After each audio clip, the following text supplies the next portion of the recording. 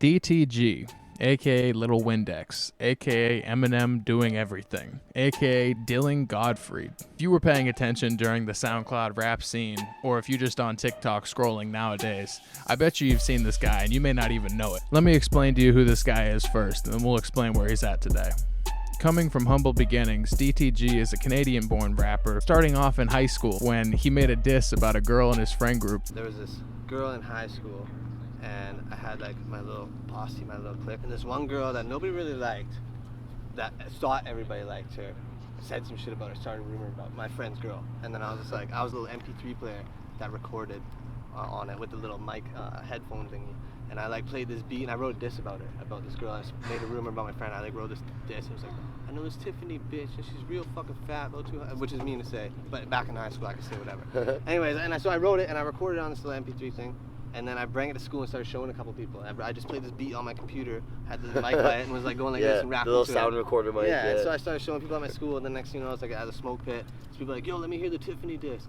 Fuck, now if you hear this, I'm sorry. Hi, Tiffany. This was how he started his rap career. It wasn't until a few years out of high school when he started releasing raps in between his various 9-to-5s.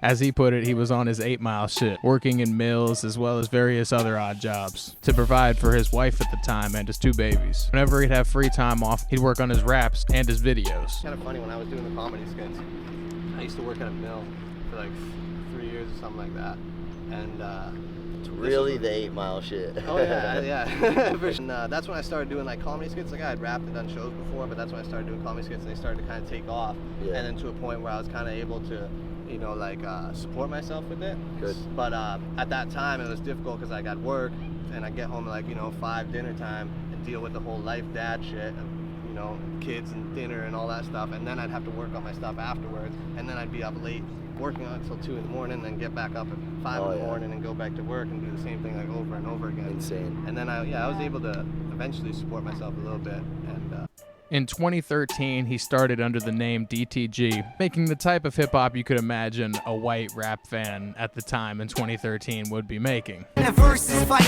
Merc was right when he said that this perp was nice, because I'm higher now than the entire town of Vancouver when the 420 times around. I ain't down anybody that could find a pound. And not weed, you idiot, I'm talking fries the map. I'm a spiritual, lyrical, individual, spiritual miracle. Choppy, lyrical, fast, Eminem-esque style flows that are all too familiar to anybody that paid attention during the YouTube rap era scene, if you know what I'm talking about. I'm pillaging villages and building pavilions. King Kong, I'm probably making a song for Kim Jong. So Ching Jong, did he sing along? As I'm riveted about the quickest, yeah, but I pick it apart. At the same exact time he started making rap music, he had also started making comical skits and pranks on his YouTube channel. That's how corny bitches are nowadays. Watch this.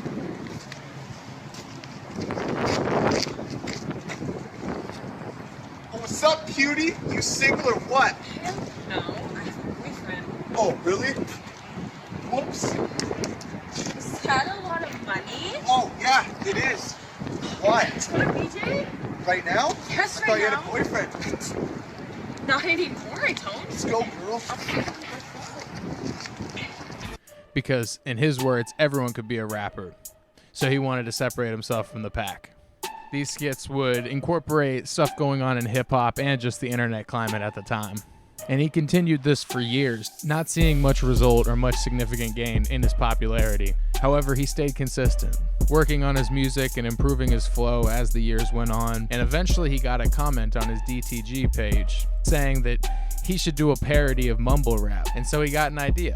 one day this guy messaged me and he's like, yo, you should do something on mumble rap. So before I get deeper in the story, here's your fucking credit, buddy, whoever you even are. There you are, bud. Yeah, he messaged me, he's like, you should do something on mumble rap. And I was like, all right, yeah, that'd be a cool idea. It was just like a message on my DTG page. And then I had like a closet full of like wigs and outfits and weird shit like that. And I had this one wig from the dollar store, and it was just like mullet.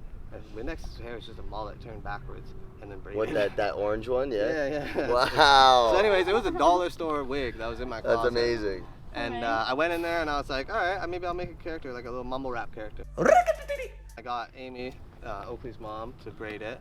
And then I did a little video just as Windex, and I don't know if you've seen that. It was before Cleaning Up Drop, but it was like just a little selfie video in my bathroom. No. Introducing myself. I'm like, yo, I'm Lil Windex. I'm better than Tupac. Oh, I Biggie, did you see know, that. all I that did stuff see like that. I did. So I did That was your just as first a video joke. ever? Yeah, that was the first Windex video ever. Wow. I was just like, all right, I'm just gonna be this Great. cocky character.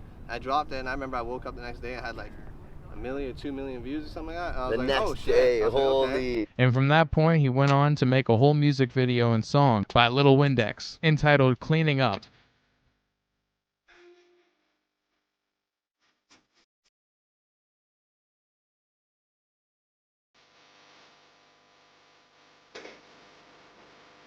Released on July 9th, 2017, and now sitting at over 14 million views on YouTube. Lil Windex was here to clean up the rap game. I'm out a few times now in Yeah, these shout out to interviews. C-Lance, as a legendary producer.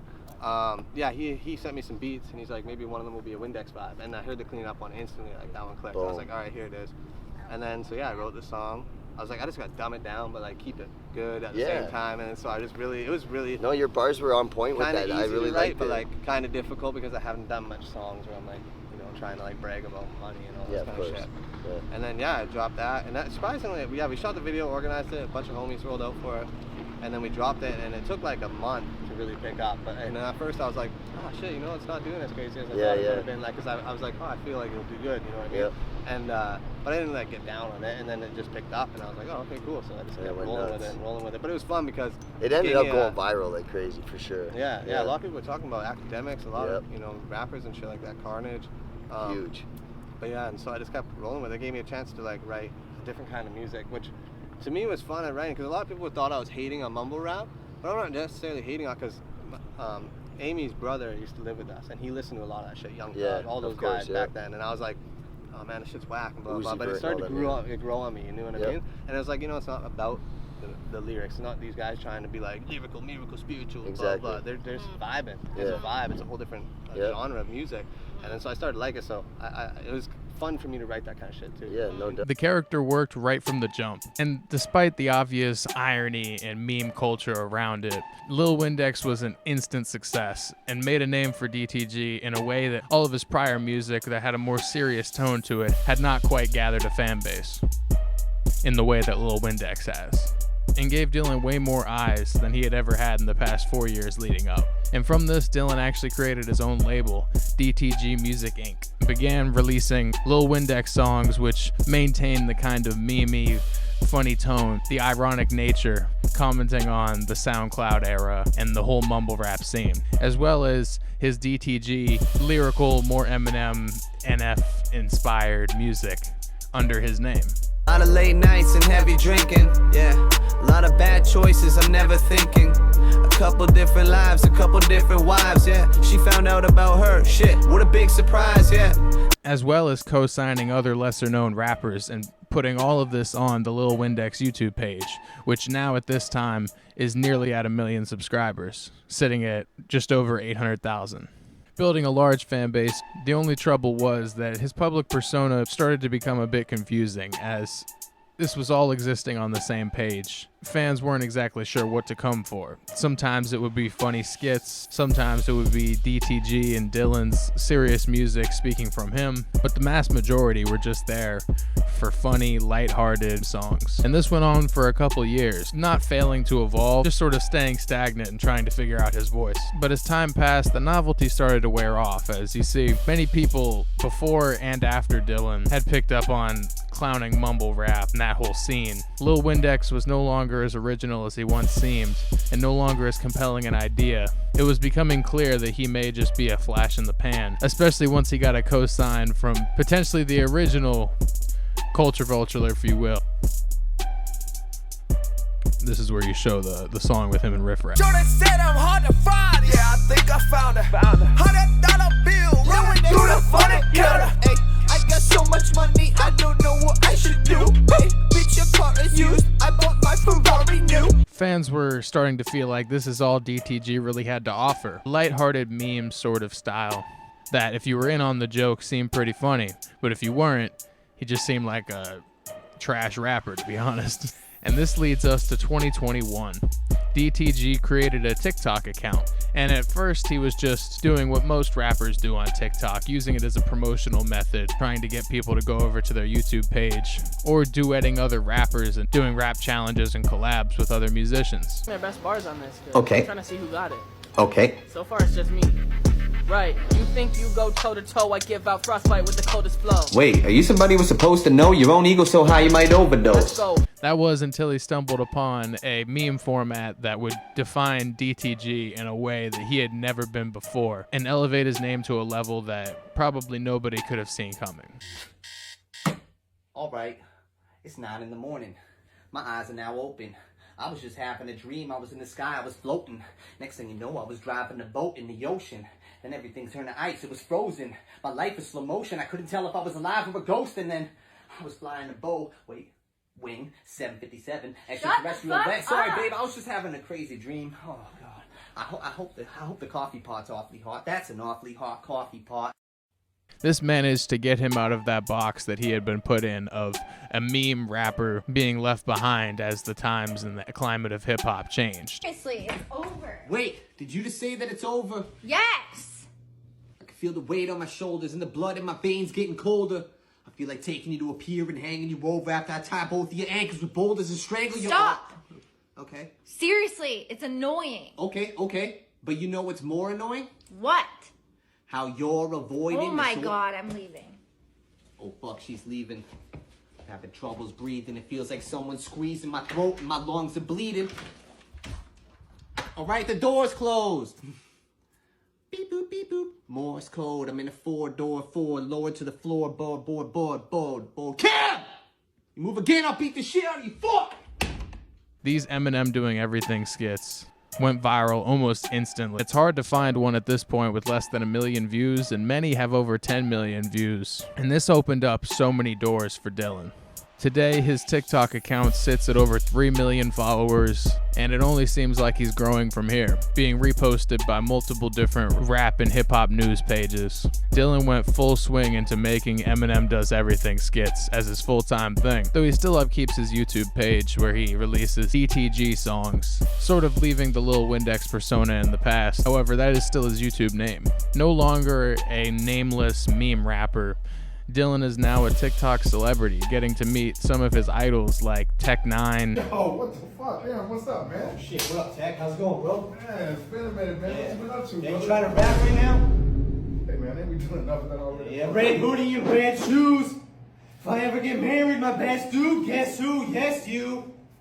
Alarm goes off in the morning, I wake up, press snooze. Right tight, left loose. Yo, Tech, where'd you go, man? Come on. Fuck. Afro Man. Yo, Eminem, what's Man, what up? up, bro? Hey, how's it going, bro? Man, Hey, I was gonna clean my room. Oh, but then I got high. Yeah, I was gonna get up and find the broom. Then I got high. Yeah, I was gonna take my girl to the pumpkin patch till I went to pick up her ass and bust her in a bubble bath with her cousin Matt, and I fucking snapped, picked up an axe, swung it back like a lumberjack, hit his stomach, slashed, cut in half. She jumped up fast, shoved her back, bust the glass, got a jug of gas, dumped out half, struck a match, and yo, man, sorry, man. And then I got high. You probably ain't got no shit like that though, man. I slapped a bitch one time. But Word. He's even started incorporating his son in a lot of his skits. Hey, Dad, do you want to check out a rap I wrote? Wait, you wrote some rap? Of course I do, man. Let's spit it. Let's go. Okay, cool. Oh, nice. Even got the hood up. Now rhymes go down smooth, like some good whiskey. Okay. Remember when you used to push 50? Now you just look 50.